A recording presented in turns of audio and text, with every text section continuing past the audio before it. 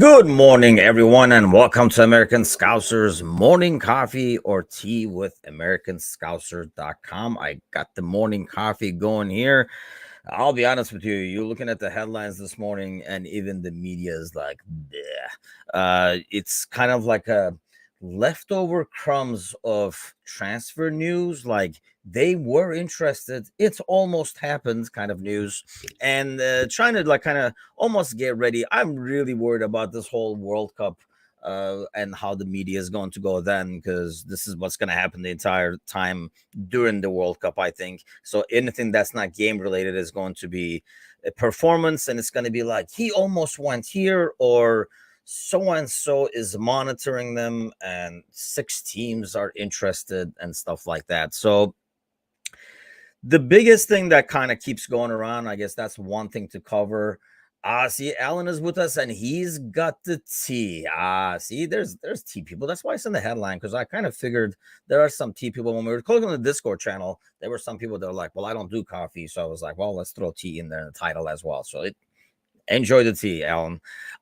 So the only headline I think that's that it keeps circling around, and sadly it's going to go on and on and on, is probably the Bellingham ordeal that concerns Liverpool, and it's, I don't know, it's kind of getting old now, isn't it? It's like almost kind of missed the boats. I feel like the more the new evaluation comes out and all that kind of stuff is happening now, where I mean, obviously Dortmund is going to try to maximize what they get out of this deal. That's the whole point of like waiting for them, and the value is just going to keep going up.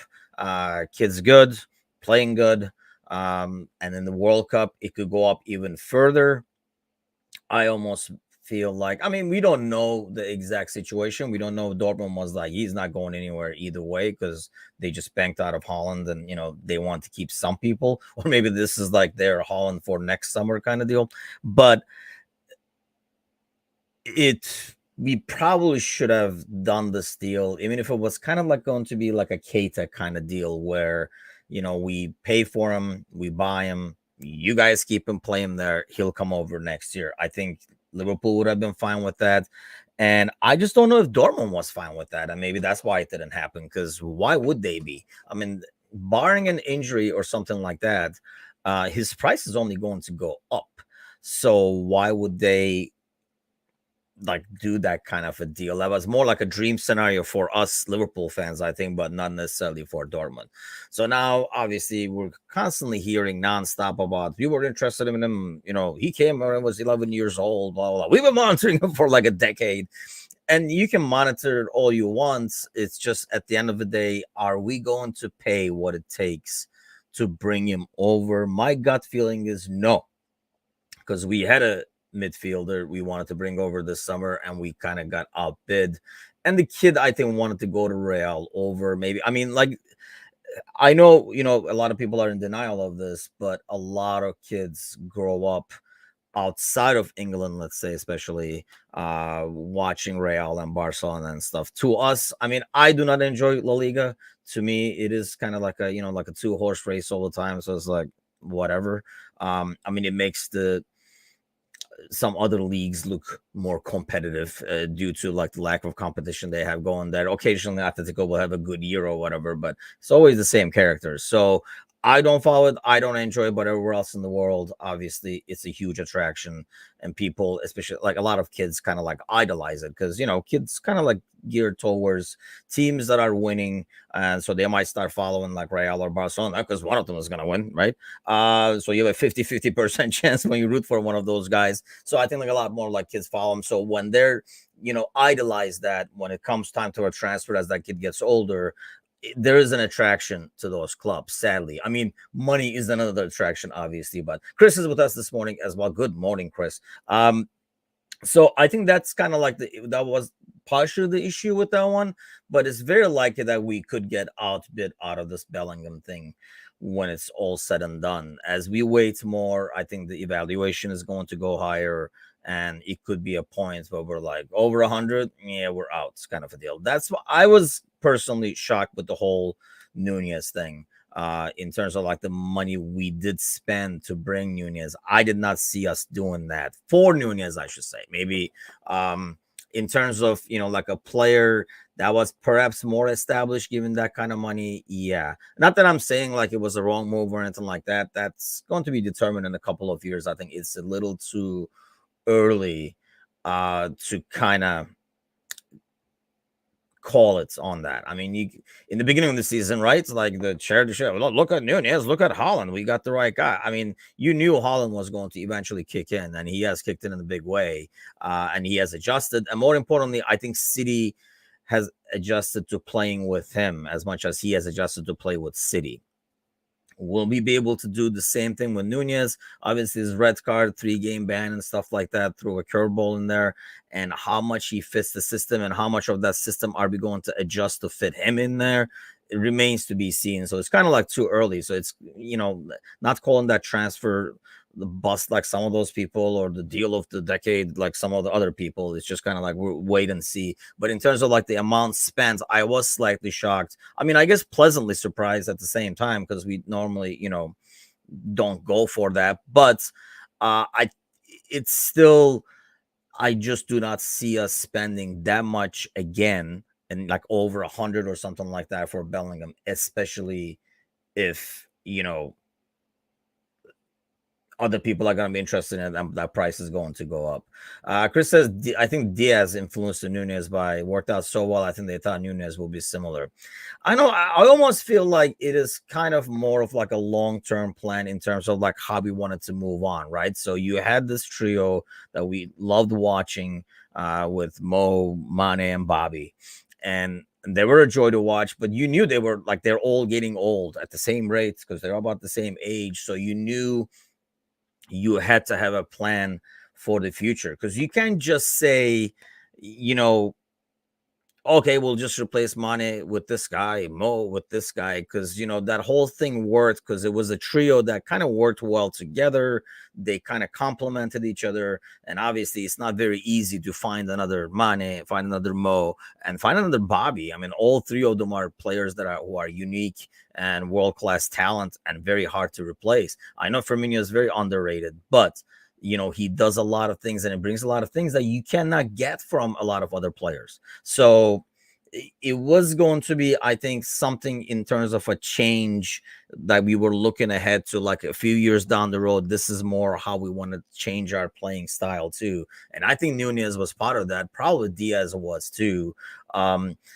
Club did say he was a project because he's so young. He is. I mean, he is really young. That's why I was actually really shocked that we would spend so much on a young player. But, it's kind of like the same deal. I mean, it goes back to, Alan saying Liverpool could have avoided £130 million Bellingham fee after but I mean, I don't know the 9,000 one. I'm assuming that's when he was like 11 or something like that. But these stories always come out, don't they? Like, like the guy is like, oh, they had him, but they let him go.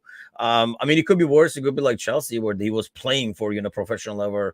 You let him go, and then, the guy's value, like, De Bruyne or Mo or whatever like that, they become world class, like literally top 10 players in the world kind of a deal. That would be the worst case scenario. I think when you have a kid young, and sometimes these kids change over time, right? Maybe the Bellingham at the time, they were like, I don't know. And then, like evolves into a different player. There's a lot of players like that. I think there's a lot of players that kind of like evolve after they're like mid-20s and become a totally different player. So, and Alan says, hey, he's got some monopoly money if club needs it. It might need some monopoly money at this level, sadly. So we'll see what happens with that. I just know, sadly, this is going to be the news nonstop. And you see like this whole international break is like a really scary look into the World Cup.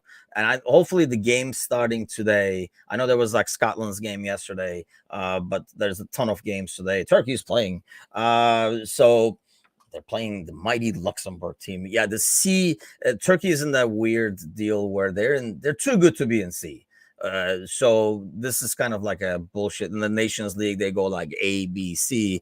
So Turkey dropped down to C, where they're like kind of like too good for C. So then like they're kicking everybody's ass, but it's just like, okay, we're beating like Faroe Islands or we're beating like freaking like Luxembourg. Okay, whatever. So when they go up to B, we'll start getting our ass kicked again. But the whole goal, I guess, is while you're in C, getting better so you can kind of compete in B and eventually hopefully make it up to A. But we'd like to know what you guys think of the international break. Like how many of you guys really watch it?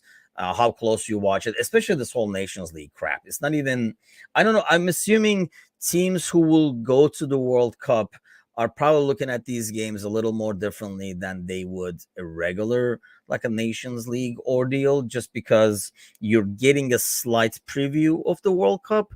Or are you really getting a slight preview of the World Cup? Does any of these teams really want to show their hand in terms of what the World Cup is going to be like or how they're going to be and how much stuff is going to change? We're talking another month and a half where especially in England, but I think like throughout, right? Like in Europe, a lot of the leagues, their schedule is a lot more congested than they would normally be because of the freaking World Cup, because somebody in FIFA had to get rich. But so because of that congestion, you would think there's going to be a lot more injuries within this next month and a half. So you might have some players be able to kind of pop in there and some players like totally drop off because of an injury or even like form. So the thing I worry the most is, like some players losing out due to injury in the beginning of the season. But the good thing is going to be the second half of the season where they're not going to have, I almost feel worse actually when a player gets injured in like April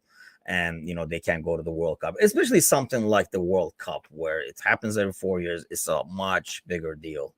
Alan says if Turkey gets promoted to Group B, which they will, it's a more. I think they could literally lose both games, and as long as they don't lose by like 4 or 5 or something like that, they still get out of that group. And England get relegated from Group A, then they play each other another 4 years. That would. Turkey playing England has never fared well, and I don't think it will. It's just, the whole Turkish national team thing, and that's why I want to ask you guys if you guys enjoy it. It's an odd thing. I do like this team a lot more. Like as I watch them, it's funny. I don't know if you guys ever get this feeling, but there are sometimes, especially with the national team, I don't feel it as much with the club team for some reason, like with Liverpool. But even like Fenerbahce growing up, I never got this feeling as much. But with the national team, I know because of the coach, sometimes the selection or whatever the case might be, there are times where your national team is not likable, not very likable, if that makes sense. So you kind of like going through the motions, watching them because you still, something inside you still roots for them. But at the same time, it's either like characters you don't like or characters you feel like they're for other reasons than their performance. There's a lot of drama that happens in like national team selections. So it's hard to watch during those times. So that's why like right now I feel a lot more differently. There's guys coming from all over the place. And I think in the past when you only had, I'm speaking this for Turkey specifically, but you had like 3-4 guys playing in Europe and the rest were playing in Turkey. The Europe guys would come over like, we'll show you guys how it's done because we play over there, kind of a deal. And I think that has changed a lot. Now actually it's the other way around. I think there's a lot less players coming from that are playing in the Turkish league in the national team than probably the other way around. I mean, so that's because a lot of the, European clubs are like getting these Turkish players now because they're doing better and better in the world stage.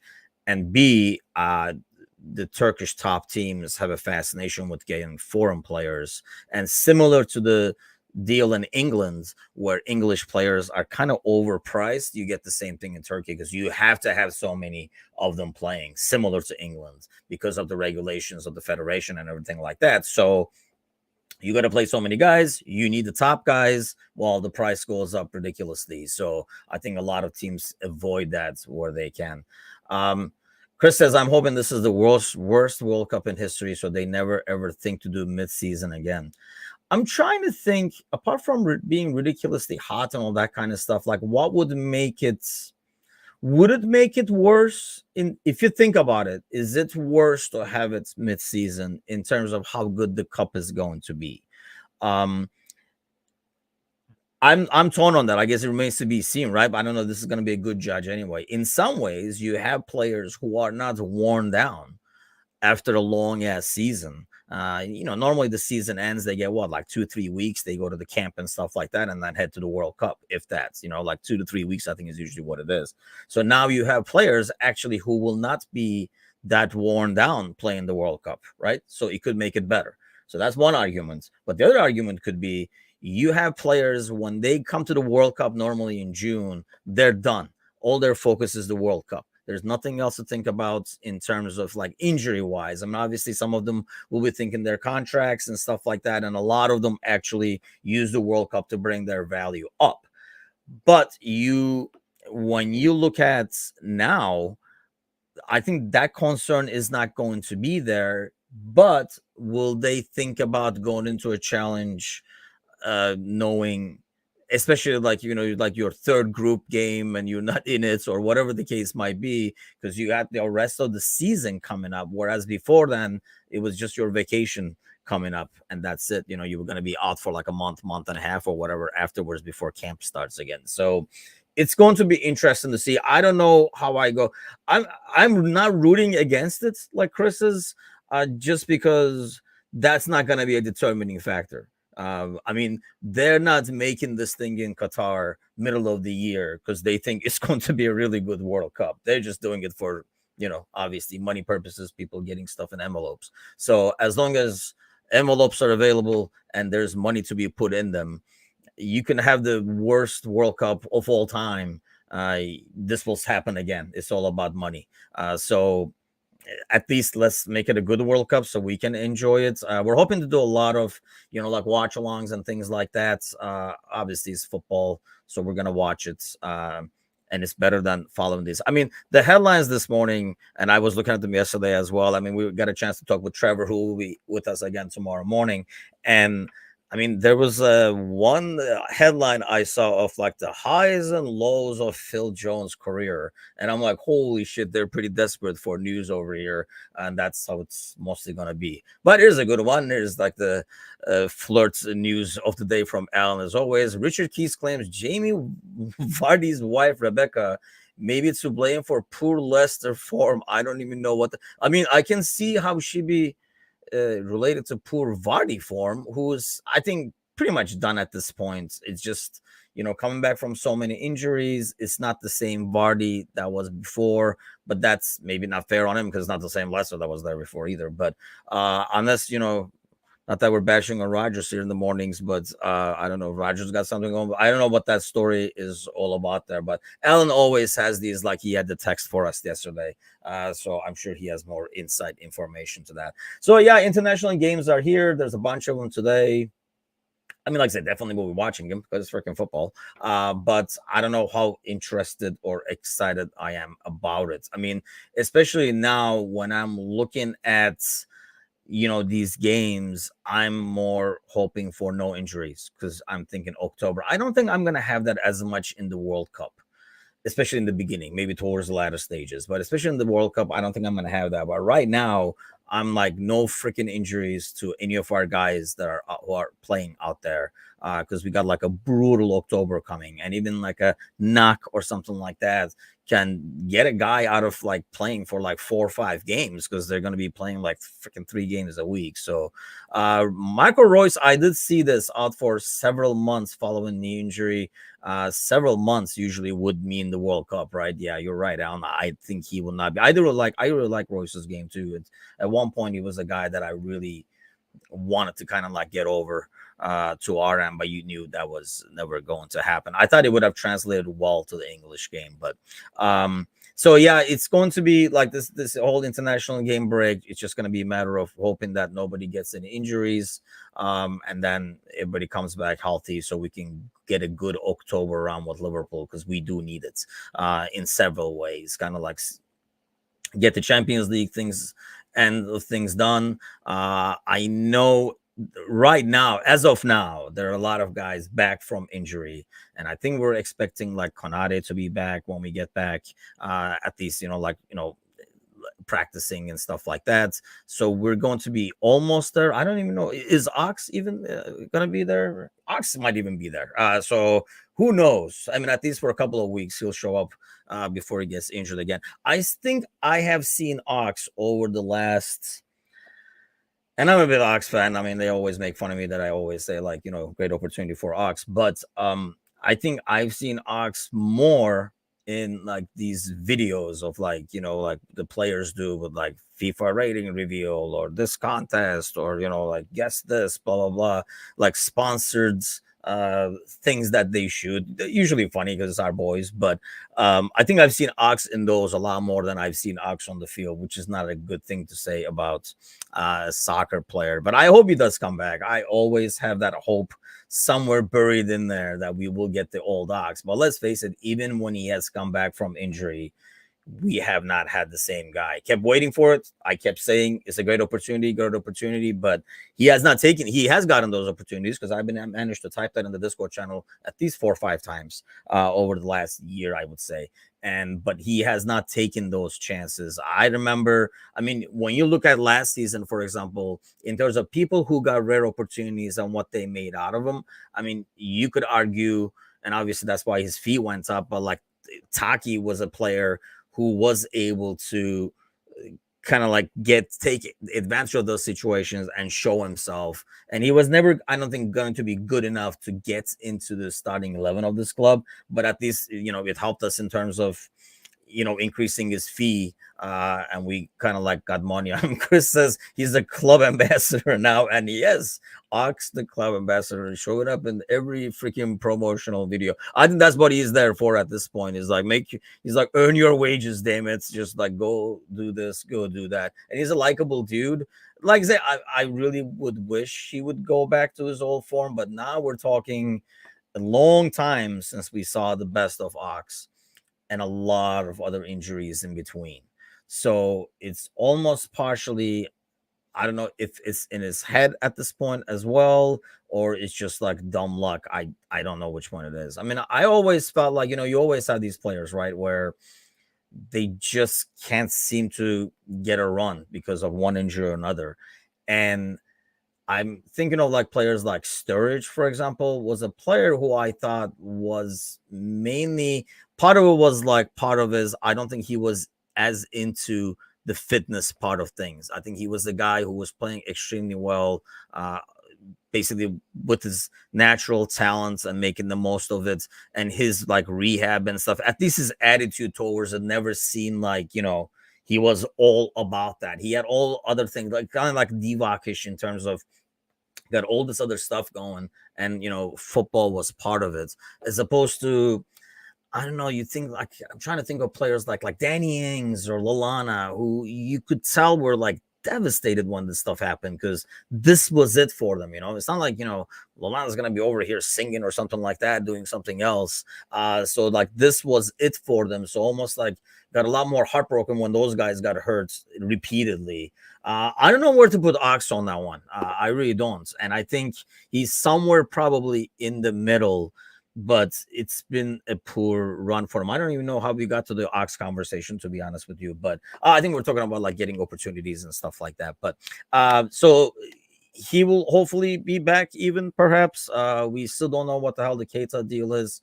You would assume if he got called up to the national team, he's either almost there, or it could be a situation like we were talking about yesterday, like, getting, or I think maybe it was like Monday, we're talking about like, Henderson being called up, maybe not necessarily as getting a lot of minutes, but more of a personality, a captain who will be at the World Cup. So he should be here too, if he's able to at least practice. And I think that's kind of good for us in the long run, as long as he doesn't get a lot of minutes or get another injury or whatever, because I think he's going to be crucial. I mean, anybody in this midfield is crucial. But I think with the troubles we've had on that right-hand side, you kind of get Hendo's value a lot more. I mean, as great as Elliott is going forward, his defensive work is definitely bad. So it needs a lot of work. He's a really young kid. He's got a long time to go. And perhaps it could be used in other ways as well as we change our system in the long run. Everything we did in the off season, and we talked about it over like podcasts in the mornings, at nights, 24/7, that it looked like we would eventually switch to a 4-2-3-1. And like that's why Nunez was there. That's why we were going for another defensive midfield and all that kind of stuff. Carvalho coming in. It just looked like it, but it never happened. Either because Klopp needs like a long time for these things, and the off season being short was not enough time for them to implement the whole spiel, and they're kind of like slowly working on it, or eventually it's going to be there. I mean, you just look at the players that we have on hand, and it just feels like that's like the ultimate system. And it kind of solves your midfield woes as well, because now you only really need two midfielders, as long as your like wingers put in the work rate, and Carvalho is going to drop back when needed, and he'll be hopefully the future like Bobby, if you will, playing behind Nunez. And it seemed like a winning formula, but we have not gone there. Chris says, I think the first injury was devastating, but since he's just gotten used to it for Ox.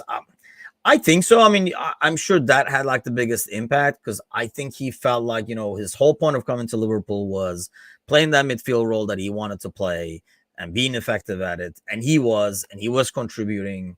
I keep saying it, and these guys always make fun of me, but you go back to the year we won the title, he's involved in a lot of stuff, a lot of goals, a lot of assists, a lot of good runs. He's involved in a lot. And,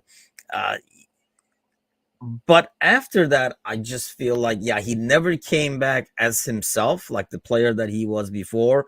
And it could be a situation where he has, I don't know, like maybe like gotten used to it, but it's more like, is it like demoralized? Maybe you're like, it's more of a, here we go again, more than anything else. Whereas like the first one was like, no freaking way. Like he was really up there. I think he was one of those that were like a lock almost for that midfield going forward. And it just did not happen after that injury for some reason. Will it happen again? God knows. But maybe, I mean, if he's healthy, he's going to get opportunities in this freaking October when we're playing like every other day and like 3 times in 1 hour and stuff like that. At the end of close games, we're always in a 4-2-3-1 or 4-2-4. A lot of 4-2-4s, right? We're throwing like Nunez in there, but it's desperation time usually. It's not a game plan. We were really thinking that will be a game plan going forward, in terms of doing the 4-2-3-1 with Carvalho behind Nunez, Mo on one side, Diaz on the other, and you could have Fab and Thiago and Hendo, kind of like you're able to rotate your three guys. Two of them are very fragile, so that would give you some rotation there. And then you could put in other players like like back at this, like there's like other players that you could slowly work in there. And we were trying to sign a defensive midfielder to pair up with, actually, in that position. So that didn't happen, and obviously this formation change did not happen, at least on a permanent basis. And just the fact, like Chris is saying, like just the fact that occasionally we're going to it, I almost feel like it's a work in progress, but it's not something that we want to flip the switch and say it is 4-2-3-1 now, guys. That's what we're doing.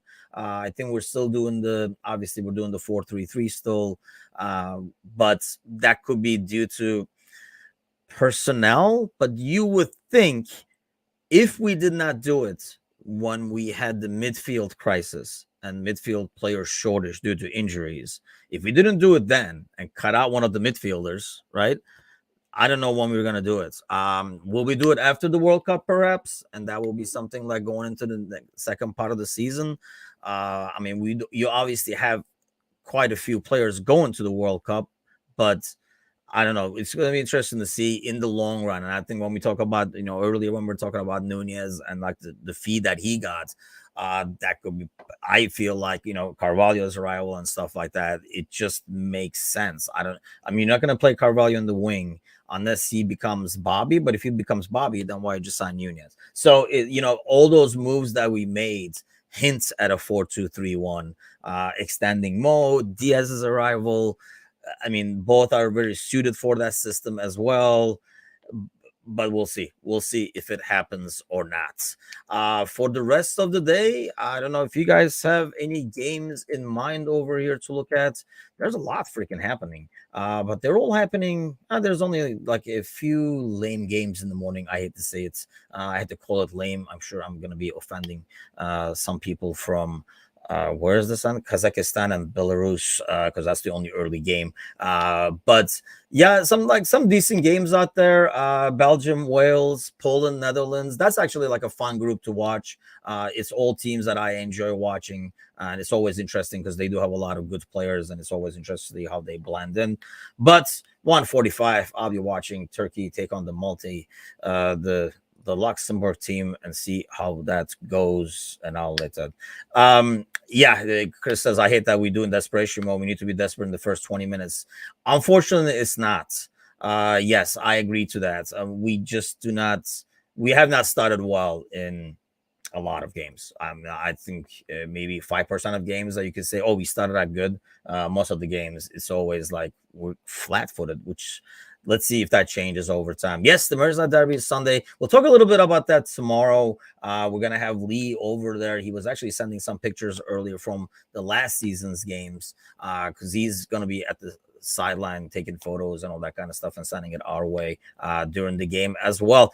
Well, that's it for today. Time to grab a second cup of Joe. I'll have Trevor with me tomorrow morning, so we'll get his take on the international games and stuff like that as well, and look ahead to the weekend, to that derby game, which is the only Liverpool football we got going for us until October rolls around. You guys have a great rest of your day. I'll see you guys tomorrow. Oh, don't forget, though, tonight, the gang is back with Macca, David Rice, and Irish Jamie is going to be here on tonight's podcast. Macca hosting as always with some gin and potatoes, and Irish Jamie will be hyper as always, and David Rice is back in town, so he'll be in action with those boys as well, so tune into that.